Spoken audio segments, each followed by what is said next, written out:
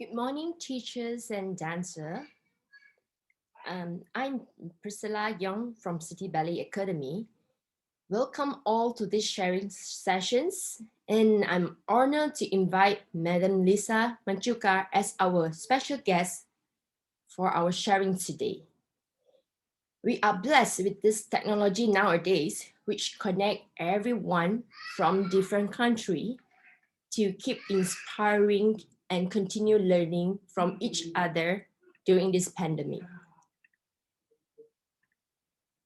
First of all, I would like to introduce Ma'am Liz, Ballet Manila Artistic Director and Chief Executive Officer. Her career is best summed up. Hi, Ma'am Liz. Her career is best summed up by this number: 28 years of dancing, the lead in over 300 full-length ballet, performing in 90 cities that span 5 continents around the globe. She started ballet at age of 8 at Saint Teresa College School of Dance, where she became member of Dance Theatre Philippines. In 1982, she received scholarship from Vaganova Academy of Russian Ballet in St. Petersburg. Graduating at the top of her class in 1984, she was the first foreigner to join the historical Kirov Ballet. She debuted as principal dancer in The Nutcracker, Don Q, and Giselle and at Mariinsky Theatre.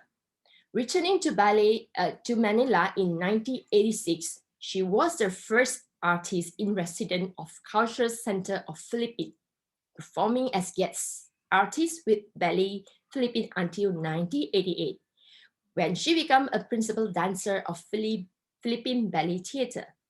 She performed principal role with foreigner company in Russia, United States, and etc.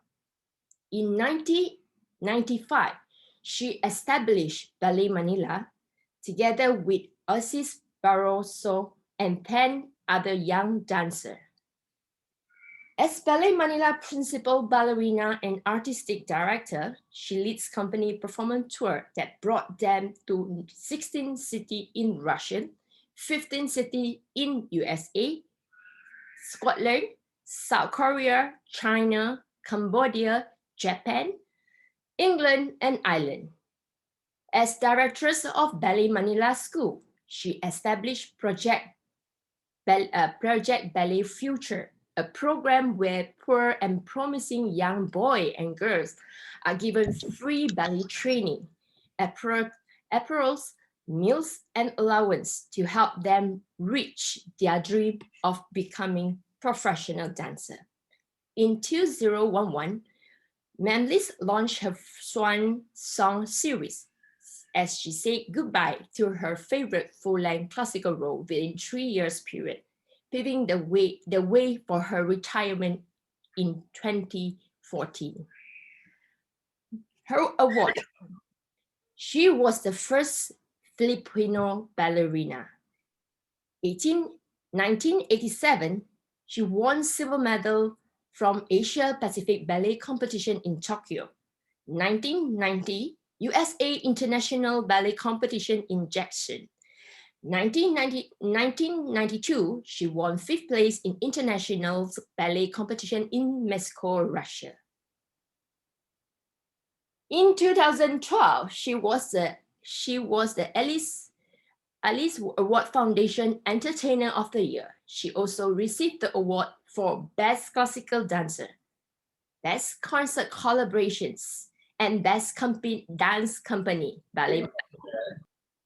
In 2015, she received the Outstanding Achievement in Humanity from the Ateneo de Manila University School of Humanity.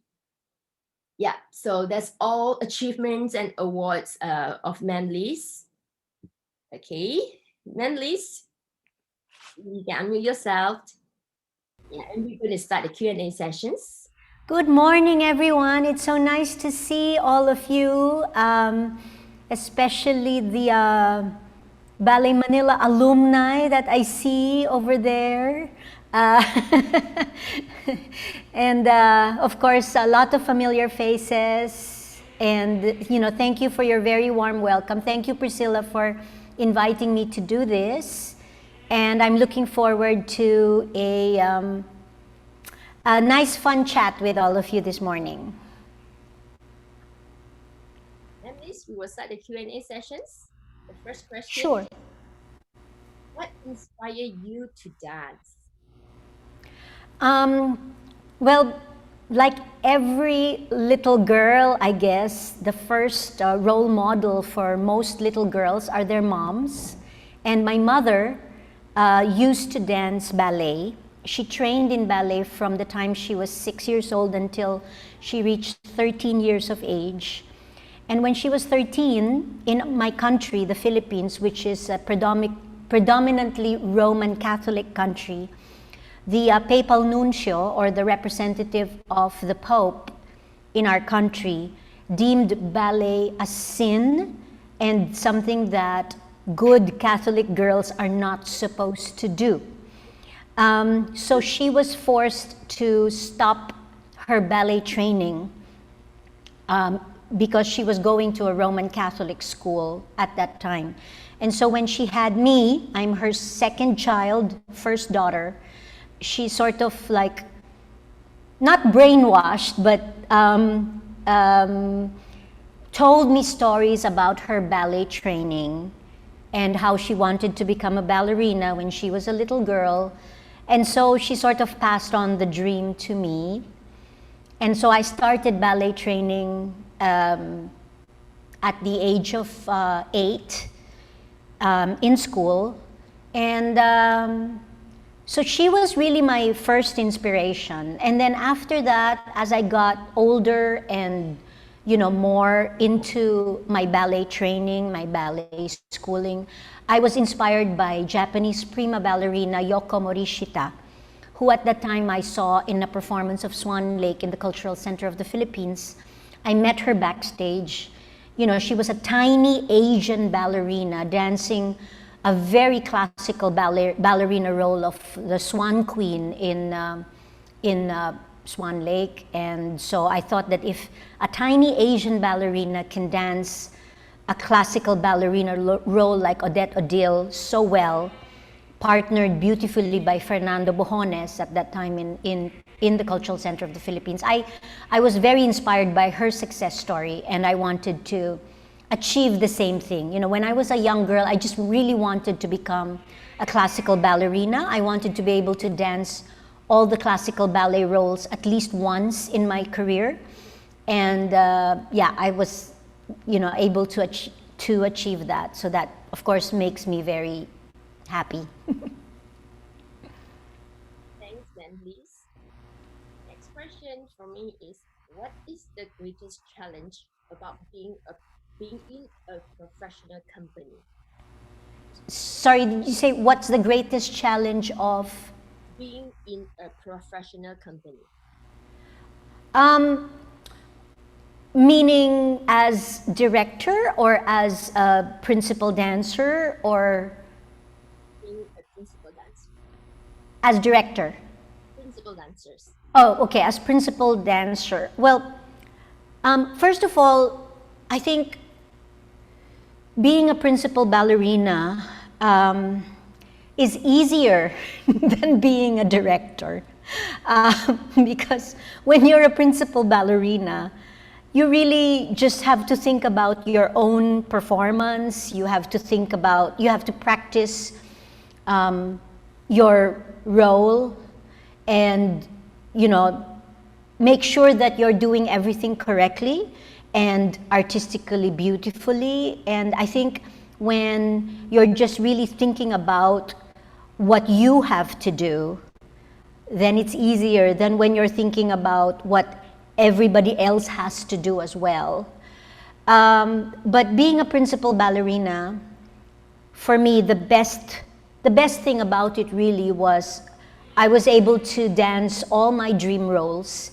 It gave me a lot of pleasure. It gave me a lot of opportunity to be able to travel, to be able to dance with different dancers, to be able to guest with many different companies all over the world. And it gave me a life on stage and off stage that I think was very exciting. It gave me wonderful opportunities to be able to grow, and as not just as a person, but as an artist, as a professional. Gave me the opportunity to dance roles that were originally created for me, which is, I think, an exceptional experience for any ballerina. And I guess the most important experience really as a principal dancer is that you are able to find a lot of artistic fulfillment on stage. And that, translates into so many unforgettable moments that up to today I still carry with me in my heart. Please, what is the greatest success you have had throughout the year of being a prima ballerina? Can you share with us your unforgettable experience as a professional dancer? Priscilla, I'm having trouble hearing you. I'll repeat my questions again.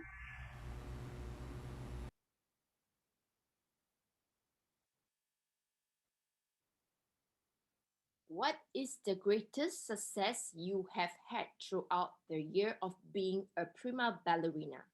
Can you share with us your unforgettable experience as a professional dancer? Ma'am Liz, you have to unmute yourself before you speak. Yes. All right. I think like most people, the unforgettable experiences are usually the firsts. So, your first Nutcracker, your first full-length Kitri in Don Quixote, your first full-length Giselle, and your last. The first and the last, they become quite unforgettable. Of course, everything in between is also unforgettable. I think as a ballerina committed to excellence of the performance, I feel that the moments on stage are really the most unforgettable.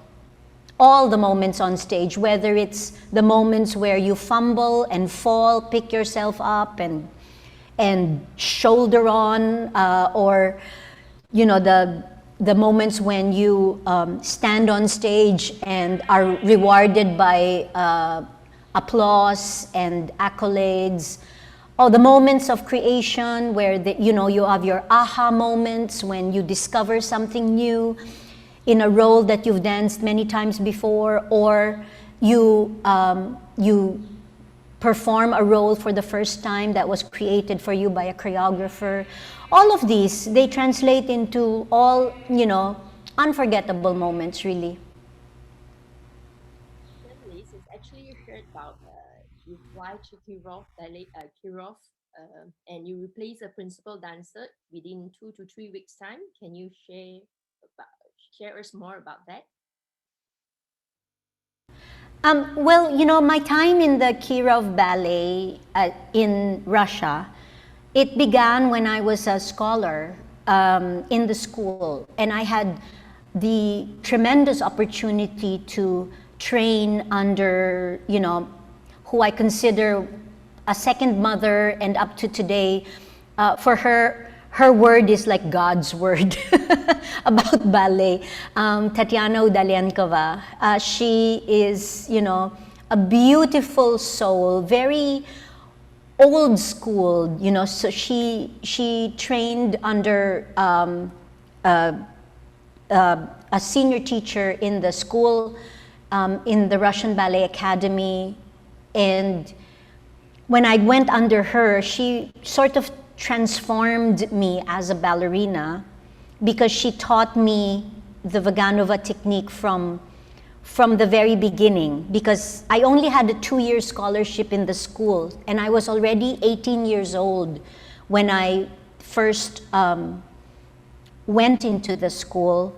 I had to do a lot of retraining, and of course I had to learn a new language, a new culture, but becoming a student in the Vaganova Ballet Academy when it was still really closed as a school to all foreign students, most especially to students in the West.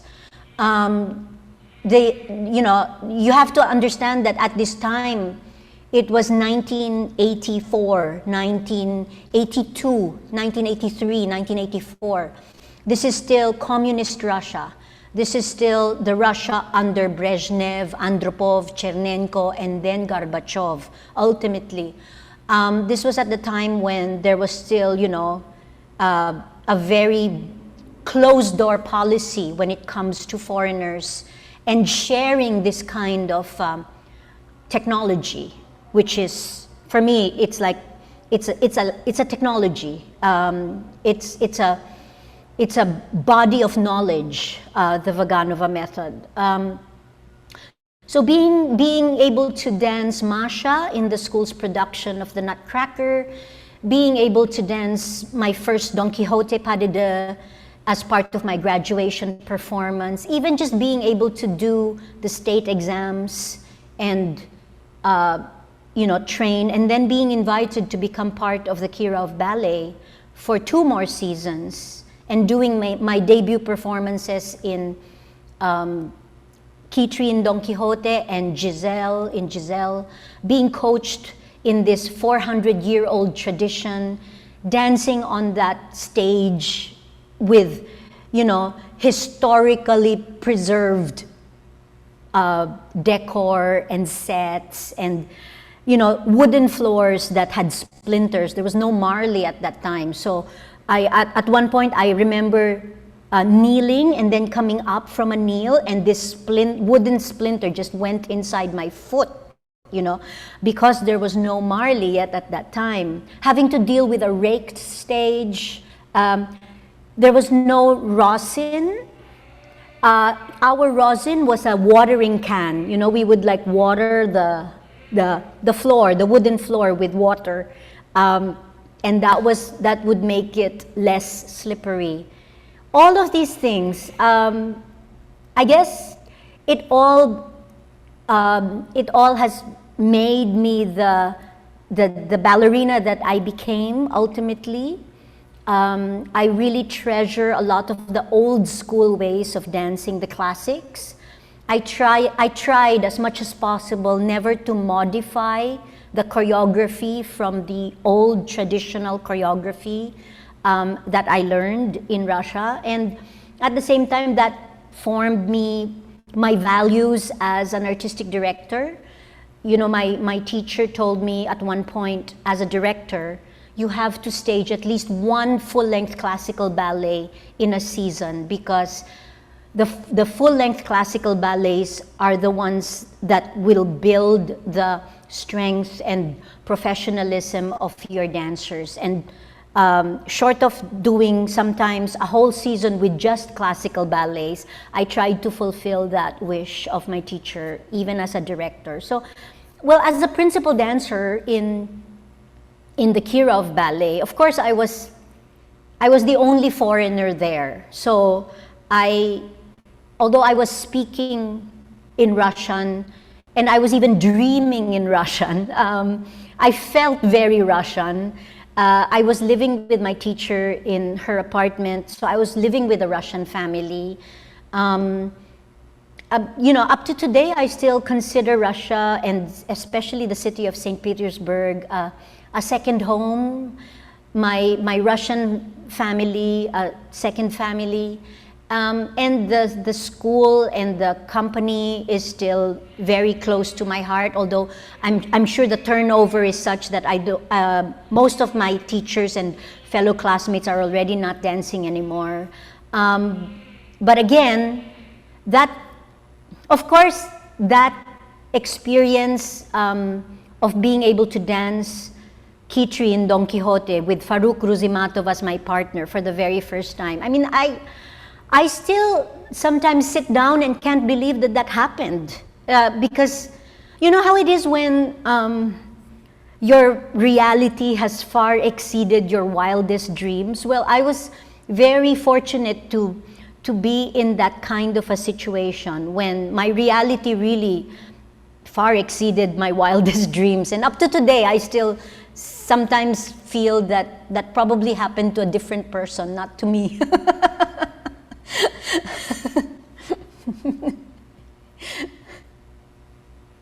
Thanks, Annalise. My next question is, how is it like transitioning from a full-time professional ballet dancer to becoming an artistic director? Okay, for a long time, I was a dancing artistic director. So for the longest time, I was in a position of total conflict of interest, okay? Because I could cast myself in any role that I wanted to do. And I could cast the other dancers in any role that I didn't want to do. I could regulate and pace my own professional dancing career. So again, I mean, I wouldn't, it's hard to say whether that was why I was dancing for a long time. I had an active performance career of more than 30 seasons, 32 in fact, 32 seasons. I was able to bounce back really fast from giving birth to my 2 children because I was able to, you know, cast myself right away, even though I was still breastfeeding backstage. And I was able to, again, regulate my own training and performance schedule.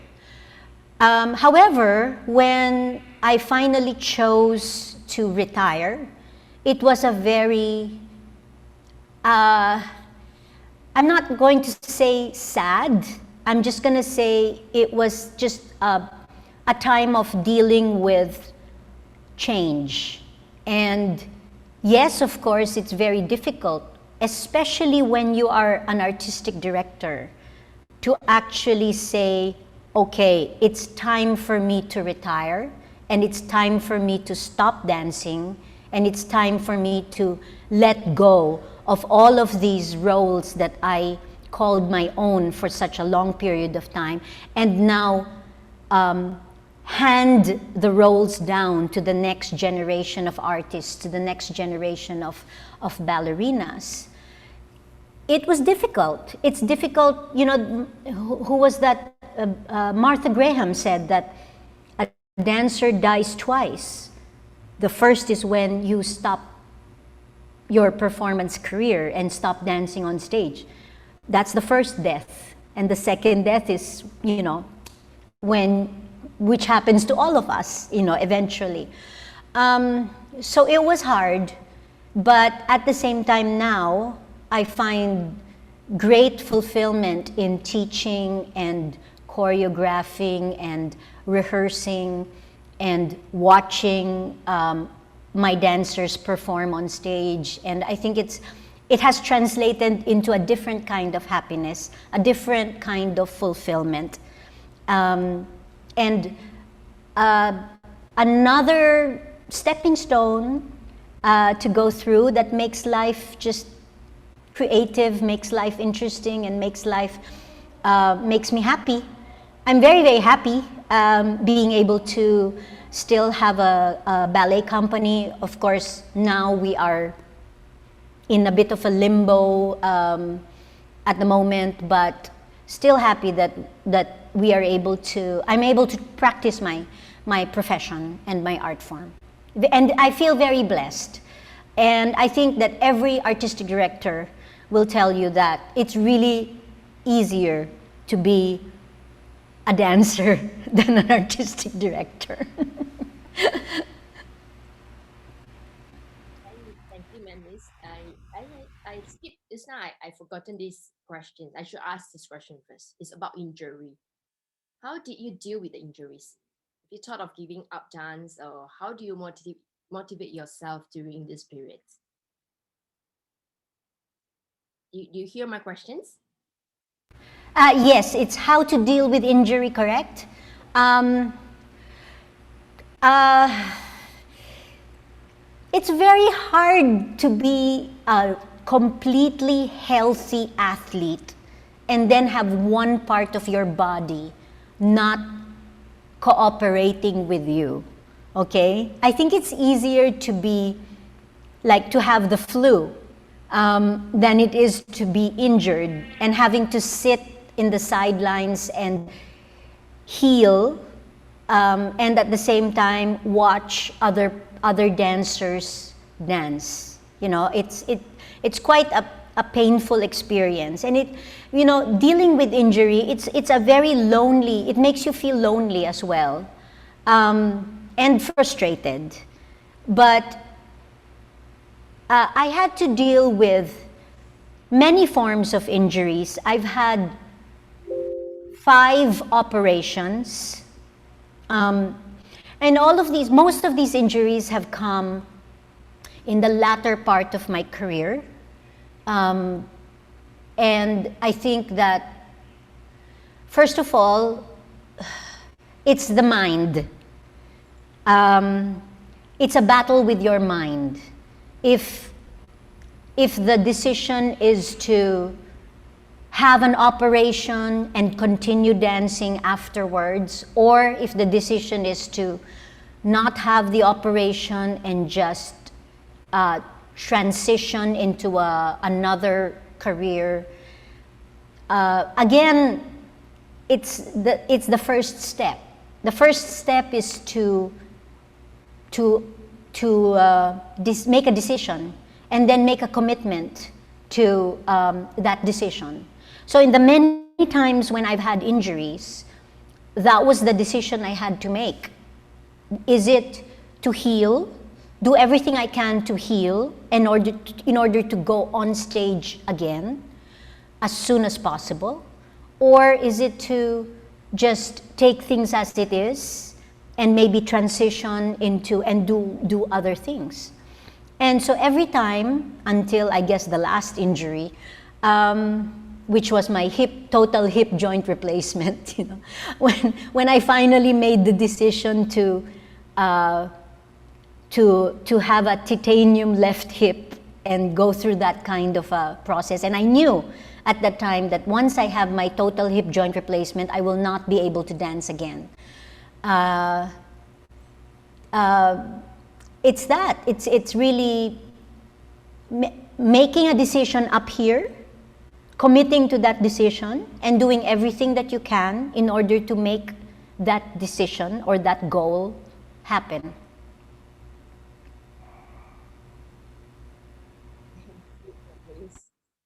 So sorry to hear that you have 5 operations being this throughout this period.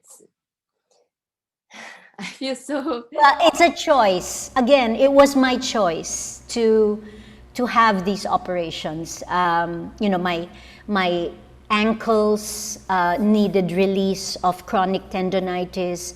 My plantar fascia needed to be completely cut because it was like hanging by threads. I had to be in a cast for a floating bone because of a bad sprain. And then I've had to have my hip replaced. It's a choice. I chose to dance 10 hours a day, and sometimes you have to you have to face the consequences of these decisions. Thank you, Manis. A last question for me to encourage the young generations now. What quality make a great dancer?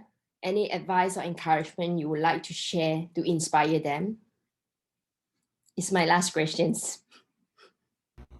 All right. I think first and foremost, a dancer has to have a good, solid technique, which is the foundation of any artist. So you need to have a solid foundation to build a professional career on. It's very important to have musicality. It's very important to have a body that is of course, no body is perfect for ballet, but it's also good to be blessed with proportions, flexibility, turnout, and nice loose extensions, and musicality, coordination. A lot of it is also character, a little bit of stubbornness, a little bit of strength of will, and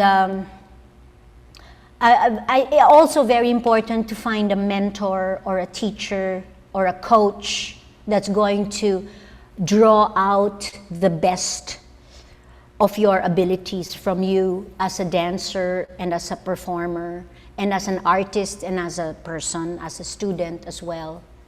So yes, that foundation is I think critical in any career. And then there's the opportunity and grasping those opportunities, whether the opportunity is to dance a full-length ballet, learn it in 4 days and dance it. That was that opportunity given to me when I was in Cuba, for example, and a Brazilian ballerina got injured at the last moment, could not come for her performance of Swan Lake. And I had a knock on the door of my hotel room, and the theater manager was there saying, "Lisa, can you dance Swan Lake with the Cuban National Ballet in 4 days?" And I have not danced Swan Lake at that time, and I knew that Swan Lake was the epitome of a classical ballerina's, performance goal. I could have said no, but I knew that I would not have been able to live with myself for the rest of my life. So I said yes. I performed. I learned it in 4 days with a dancer from the Cuban National Ballet who was also dancing Swan Lake for the first time in his life.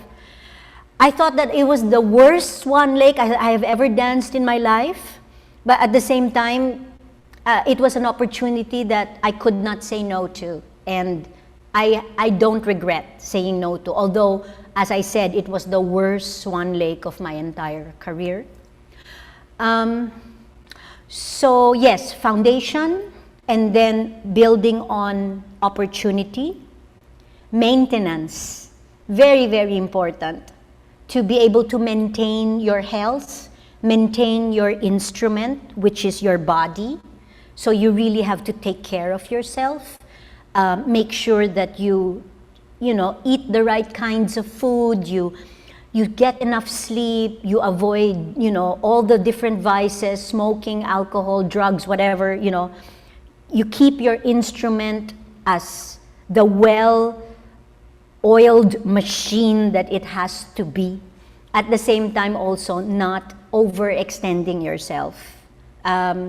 So finding that balance, it's critical as well. And I think your mentor or your teacher should be able to help you with this. And then ultimately, when you find your company, you find your home, you find the place where you belong to be able to grow as a dancer and as a performer, then you need to work very hard and give it your all, 100% on stage, no turning back, no regrets, and at the same time, you need to keep feeling the joy, the the reason, the purpose, the reason and the purpose that brought you to this stage in your career. And once you start feeling less and less joy, which I speak from personal experience, once it becomes so difficult that you start to say, oh Lord, will I be able to make it through Act 1? And then, oh Lord, will I be able to make it through Act 2? And then, oh Lord, will I be able to make it through Act 3? And then at the end of the performance, it's relief and not joy that you feel. Then it might be time to say, okay, it's probably time to retire and move on. So yes, I actually forgot what the original question is, but I hope I answered it. Thank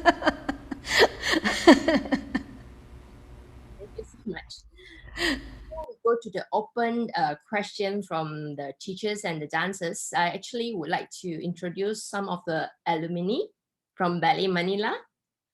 So the first one is Alfred and Violet. Yeah. Okay. And Alfred, maybe you can show your face to everyone.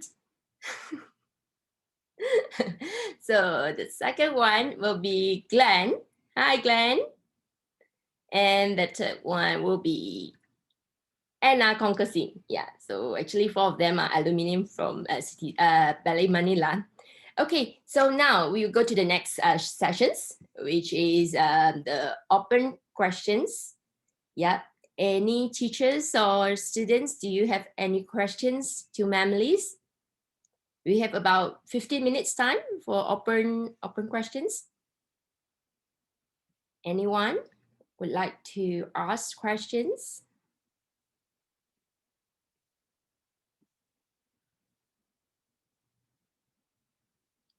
You can actually type in the chat box, or you can unmute yourself to ask Ma'am Liz questions.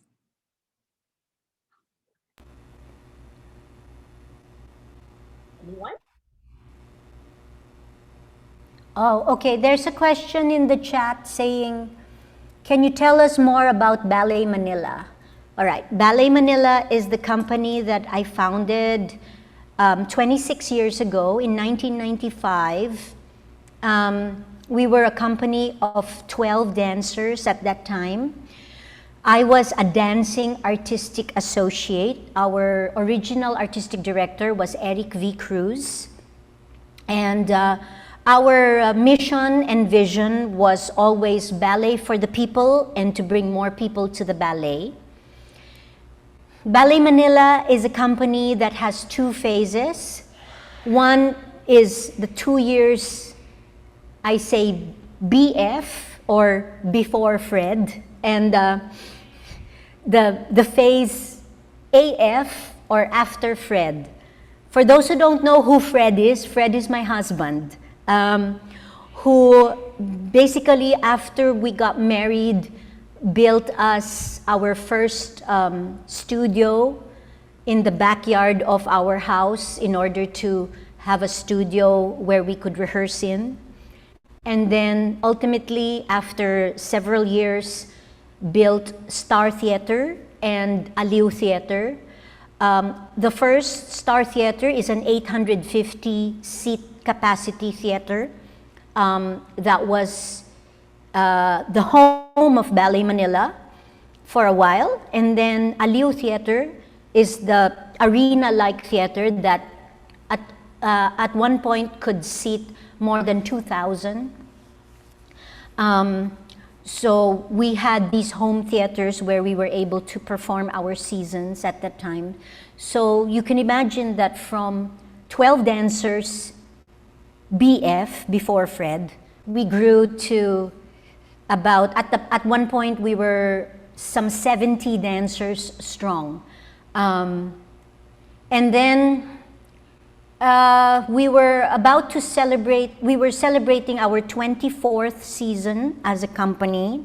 We had just opened with My Own Snow White, and we were about to open with another restaging of Giselle, full length, in Aliw Theater, when One morning, I woke up. It was the day before my birthday, and there was a big fire in both our theaters. And so we lost our homes overnight. And that was in October 2019. Again, before this, we were participating in festivals. We had several tours all over the world and all over the Philippines, always being, with our mission of ballet for the people and more people to the ballet.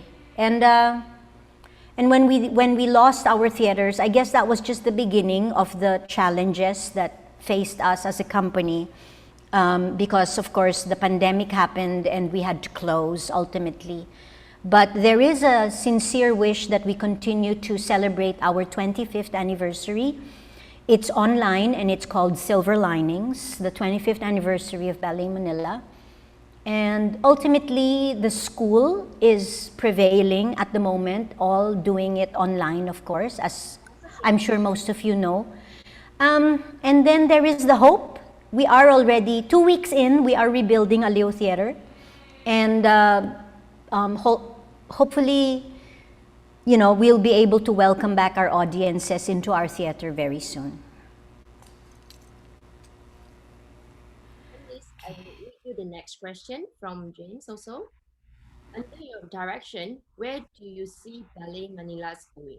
Since theatre and performing arts are shut down last year, what can we expect to see in the coming season? 2021 from Ballet Manila.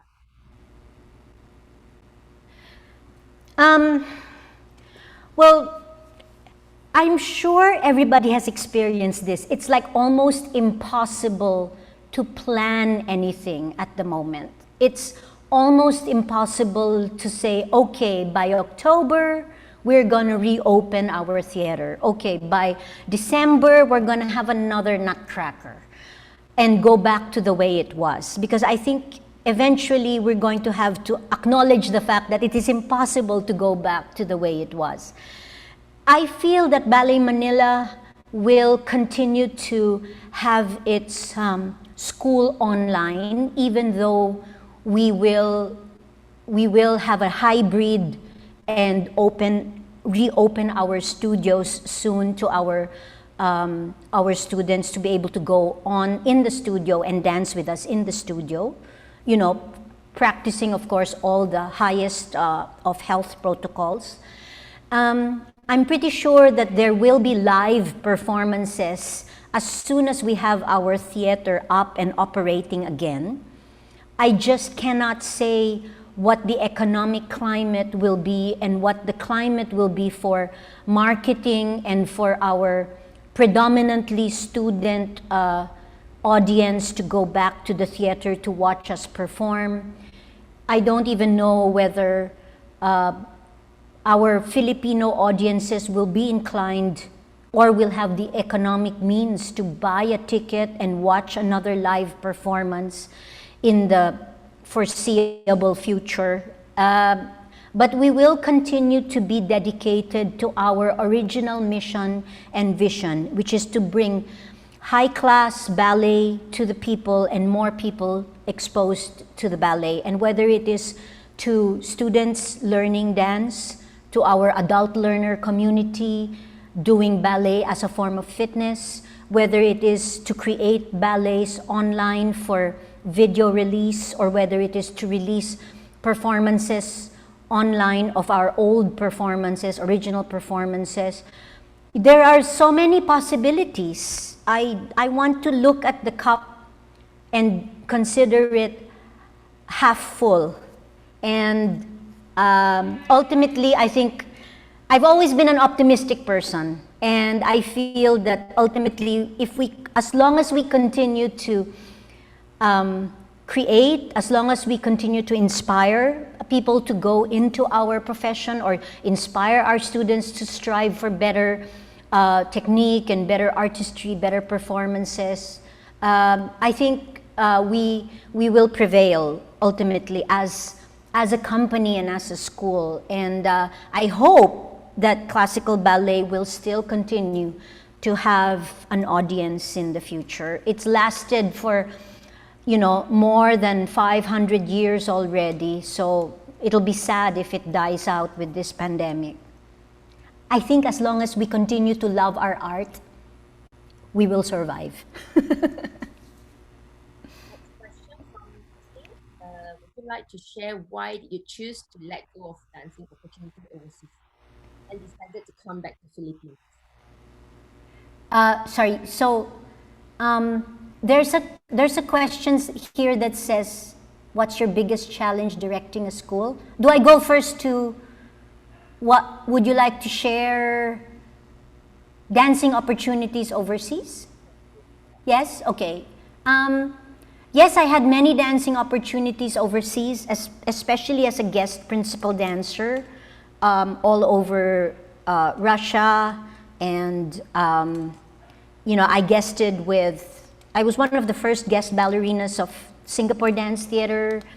I guested in the Royal New Zealand Ballet, and in Tokyo, had several performances with a Japanese ballet company, and with Cuban National Ballet, of course, my first Swan Lake. And all of these opportunities really were as a guesting international ballet principal dancer, but based in my home country, which is the Philippines. And I feel that is, I think, one of the most important milestones of my career is that I was able to be based in the Philippines, coming from Manila, Philippines, and yet guesting abroad.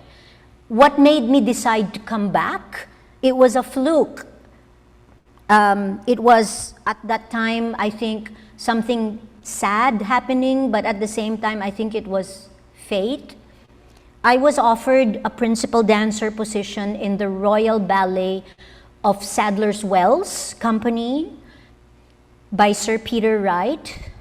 And then I was unable to be granted a working visa. So I could not sign a contract because I was not, with my Philippine passport, I could not sign a contract with the Sadler's Wells Royal Ballet.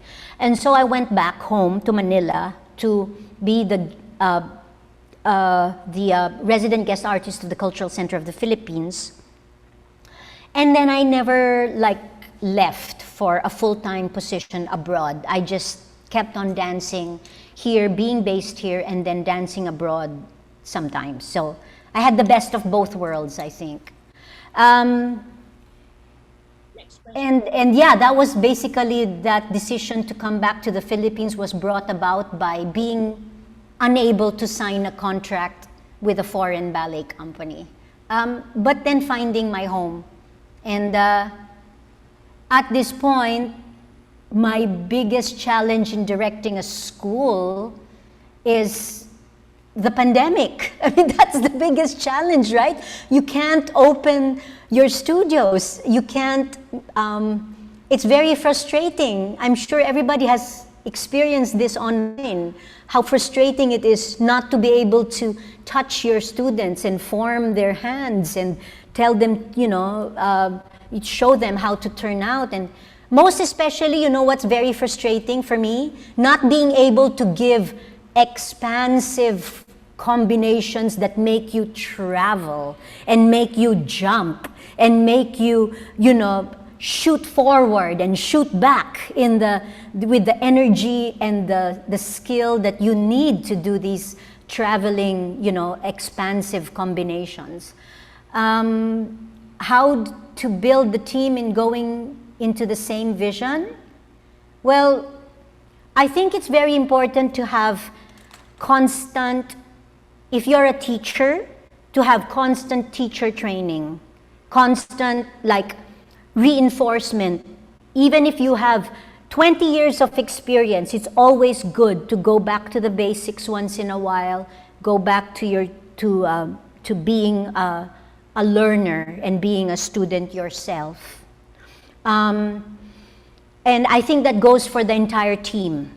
I think it's very good as a leader of any company to always have a period where you go back to the basics, you go back to redefining your purpose, you go back to figuring out why are we doing this? You know, as they say, why? What's the purpose? Why are we doing this? And then you build the team's purpose from there. And I think there's nothing as unifying and as inspiring as a common purpose and a common goal for everybody to work for. How did you manage your time dancing and teaching back then? Gosh, Wenny, I don't know. I had a team, you know, as you know, teacher Shas was my partner for 16 years as well. We were like sort of like banking on each other to help each other to dance and lead at the same time and teach at the same time. But I think it really helped that we were all being trained, all the dancers of Ballet Manila were being trained in one unified style and one unified methodology and technique, so that it was very easy, it was relatively easier to put everyone together and to rehearse and to perform, because we were all already schooled in the same style.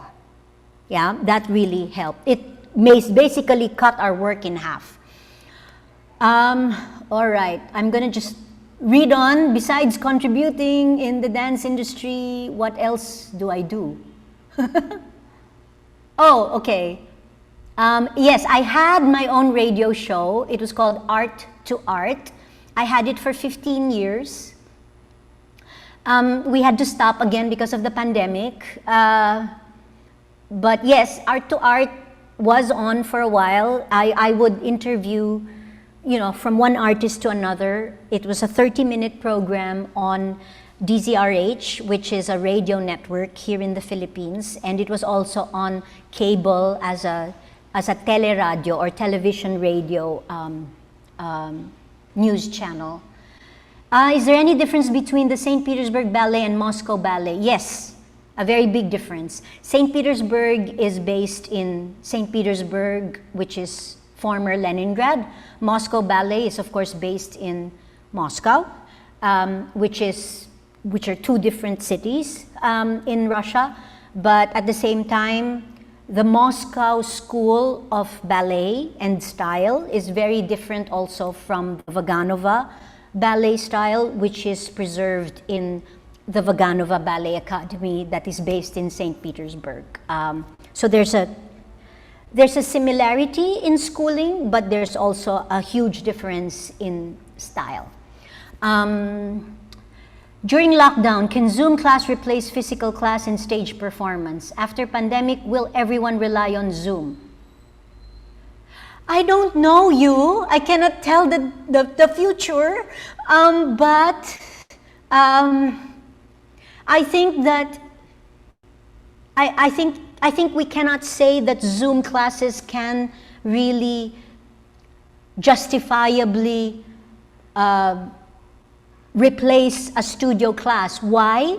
Some of our students are dancing on carpet at the moment on Zoom. Some of our students are trying to dance on a stone cement floor. Some of our students are trying to dance on waxed floors. And some of our students don't have the luxury of space. And that is why I don't think Zoom can ever replace a physical face-to-face ballet class. Maybe it is possible to have a teacher, which I'm doing already now. For example, I'm teaching regularly in a Taiwan school through Zoom, but they are in a studio. So it's very different because they are in an actual ballet studio and I am on a video, but they have the space to be able to do combinations that can go on long diagonals. It can go on menage, going around, things like that. So it is possible to have your students in a studio and then you, as the teacher, be on Zoom. It is possible to be able to teach that way. But I don't think Zoom in with the students dancing at home in different kinds of conditions will ever take the place of face-to-face physical studio classes. So much for the questions. Are there any? Did I get everybody? Memories already reply. Already answer all the questions from the teachers and students. Yeah. Okay, so the next one. I would like to promote this Vaganova teacher training by Memlis, the syllabus prepared by Memlis. This program, they will be launching by March 2021. And once I get the informations, I will send to all the teachers and students. No, I will send to all the teachers, and you will sign up through Ballet Manila website. Okay, I will share to all of you. No worries. Okay. All right. Well, I actually just wanted to let you know that I don't claim to be a master of Vaganova technique. You know, I don't think anybody can really do that. I do have the 4 years of, I do have the 2 years of experience of doing the 7th year and 8th year in the Vaganova Ballet Academy. I do have the 2 years of experience dancing with the Kirov Ballet, with the Mariinsky Ballet, under the same style. And I do have the many years of experience teaching and choreographing and being, you know, handing down the roles, the classical ballerina roles to my students and dancing these roles myself. I have that, but these workshops that we are going to come out with, I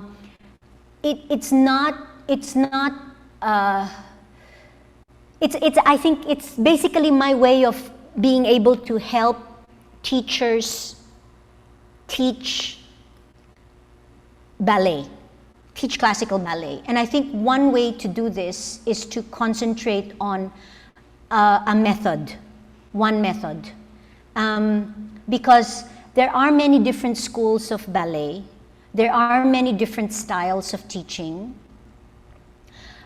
I'm not going to go into the differences because there are many differences. In fact, my first module is, you know, how different is the Vaganova ballet method. And these are things that we need to just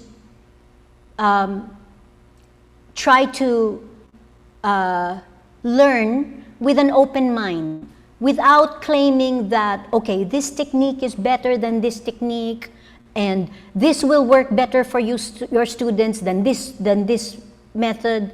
I myself started with the Royal Academy of Dancing. I started with doing my grade 4 exam in RAD.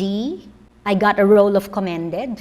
And then I did my my pre-elementary, elementary, intermediate, and advanced exam. I did all of those as an RAD student. And then I left, and then I was given this tremendous opportunity to be able to learn the Vaganova technique in the Russian Ballet Academy. So a lot of it really is based on that. Again, I am not claiming to be an expert. I am just going to try and, again, hand down the knowledge that I have been able to accumulate and with the experience, and try to help the next generation of teachers and the next. Because ultimately, what is our goal? Our goal as ballet teachers is to be able to inspire our students to love the art form, and whether it is to become a professional dancer or not, ultimately we want to hand down this art form to the next generations of students, and ultimately make them the teachers of the future, and they will hand down the art form to the next generation. And in that way, our beloved ballet, classical ballet, will continue to survive. Thanks, ma'am, please. so touching for your, all your stories. And I hope that this sharing we can inspire the teachers and the young generations. That's the purpose of the sharings. Yeah. I think no more questions. Can we have a group pictures? All right, group picture, everybody. Make sure you're smiling. So probably you can just on your video if you're not working over there.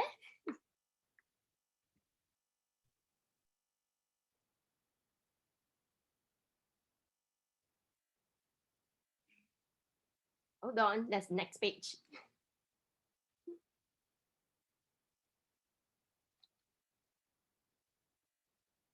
Thank you so much. Thank you so much to Ma'am Liz and all the participants here.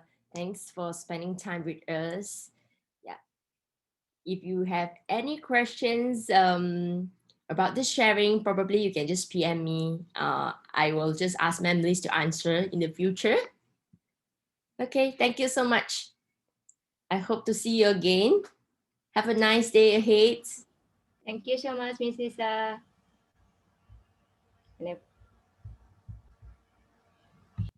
Thanks, Mom Liz. Bye bye.